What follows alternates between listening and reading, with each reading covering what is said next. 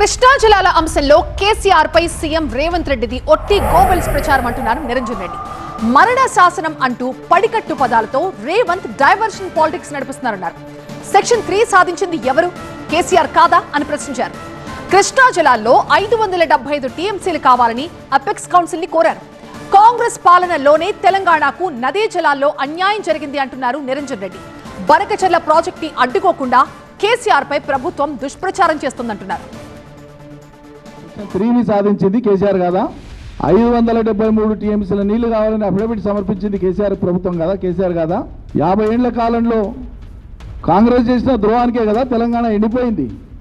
మీరు ఎండబెట్టబట్టే కదా తెలంగాణలో కరువు, తెలంగాణలో వలసలు, తెలంగాణలో రైతుల ఆత్మహత్యలు, కృష్ణానదీ జలాలను హక్కులేనటువంటి ప్రాంతాలకు తరలించుకుపోతుంటానంటే హారతులు పట్టినోళ్ళు మీరే, మీ సర్కారు పెద్దలే.